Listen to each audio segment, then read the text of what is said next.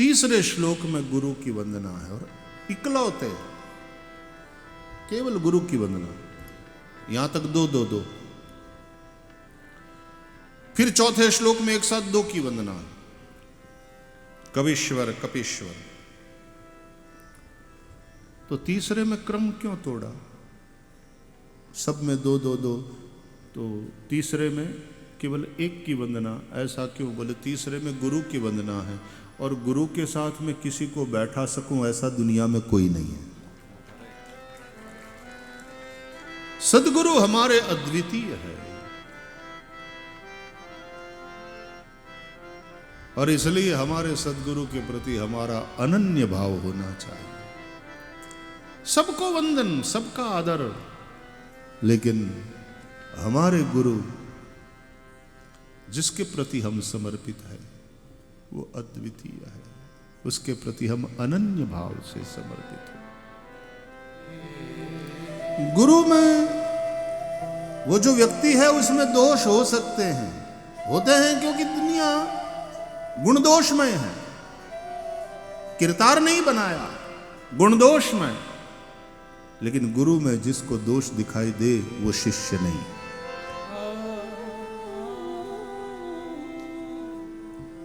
गुरु के दोषों की ओर दृष्टि जाए वो शिष्य। व्यक्ति के रूप में हर आदमी अधूरा है, लेकिन वो जो गुरुत्व है वो पूर्ण है। और हम व्यक्ति पूजा नहीं, हम गुरु पूजा करते हैं। व्यक्ति पूजा अलग चीज हो गई, गुरुत्व पूर्ण है, व्यक्ति अधूरा है। इसलिए जब ये उपनिषदों में है कि जब अभ्यास पूरा हो जाता है गुरु की सन्निधि में रह करके इतने वर्ष पर्यंत पढ़ाई पूरी करके, और फिर विद्यार्थी जब जाता है गुरु की आज्ञा लेकर के, आशीर्वाद लेकर के, तो वो जो कॉन्वोकेशनल एड्रेस है वो उपनिषदों में है। उसमें गुरु कुछ आदेश, संदेश, उपदेश देता है।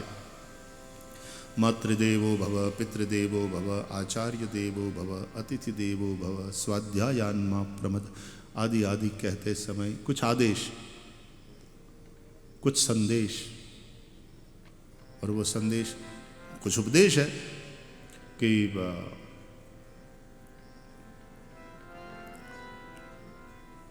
देव पितृकार्याभ्याम न प्रमदितव्यम, स्वाध्याय प्रवचनाभ्याम न प्रमदितव्यम, श्रद्धया देयम अश्रद्धया देयम आदि आदि। और कुछ संदेश के सुन, लिसन दिस केयरफुली। इतने वर्ष हम जो साथ साथ रहे, हम दोनों ने एक दूसरे के जीवन को समीप से, करीब से देखा। हम दोनों एक दूसरे के गुण दोष से अवगत हुए। अब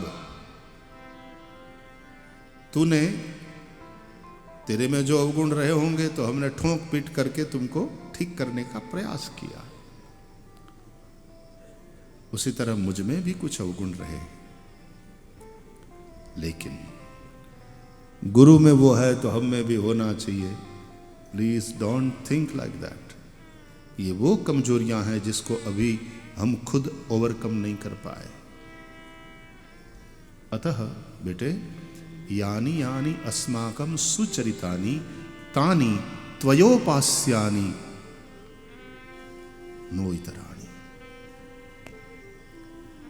जो जो अच्छी बातें तुमको हम में दिखी हो, केवल तुम्हें उसी का अनुसरण करना,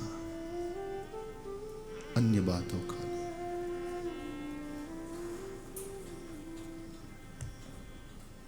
कितने प्रैक्टिकल लोग हैं ये।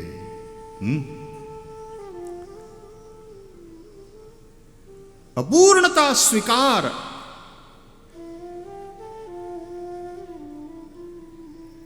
दंभ कबूल नहीं है। दंभ नहीं कि बेटा मुझ में भी कुछ दोष, व्यक्ति के रूप में मैं भी अधूरा हूं, या सिवाय परमात्मा के कोई भी पूर्ण नहीं है। तो यानि यानि अस्माकं सुचरितानि तानि त्वयोपास्यानि नो इतराणि।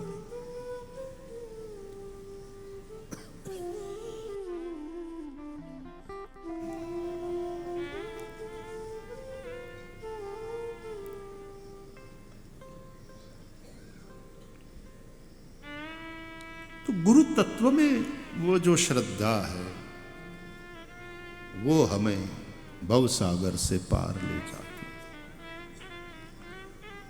जब गुरु के दोष दिखाई पड़ने लग जाएं और फिर गुरु के दोषों में ही दृष्टि स्थिर हो जाए, सावधान, बहुत नुकसान होगा, बहुत नुकसान होगा। और एक दर छोड़कर कहीं अन्यत्र चले जाओगे तो तुम्हारी हालत वहां पर भी वही होने वाली, और फिर भटकते ही रहोगे, भटकते ही रहोगे।